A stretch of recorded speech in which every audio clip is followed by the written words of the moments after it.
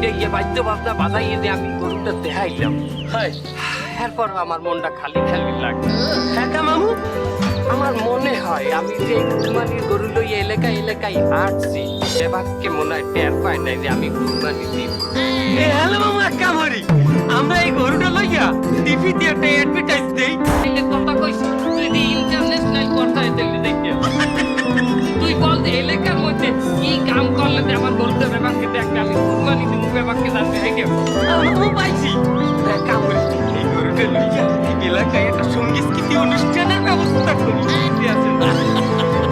সঙ্গীতকৃতিক অনুষ্ঠান করলে পুরো পুরো ব্যাপার খাইবে, এটা আমি জানি। আচ্ছা ভালো ড্যান্স ড্যান্স দিতে পারে এমন কেউ আছে তো?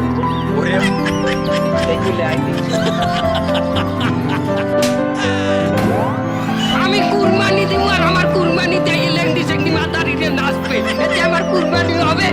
বাপরে কইবে অনুষ্ঠান যা কুরবানি সময় হবে না নাকি?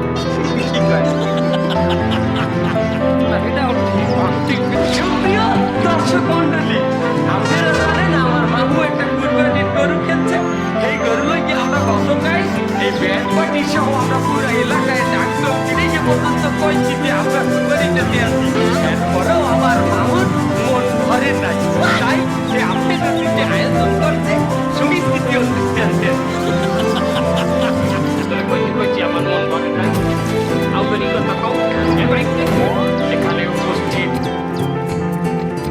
গণ্যমান্য ব্যক্তিবর্গ এবং আপামর জনতা, সবাইকে আসসালামু আলাইকুম ওয়া রাহমাতুল্লাহ।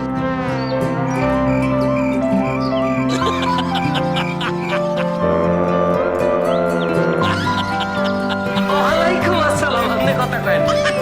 যাই হোক, আজকের অনুষ্ঠানে আমাদের মনের মণিকোঠার প্রধান আকর্ষণ, সে হলো আমাদের প্রাণ প্রিয়, সবার প্রিয় গরু।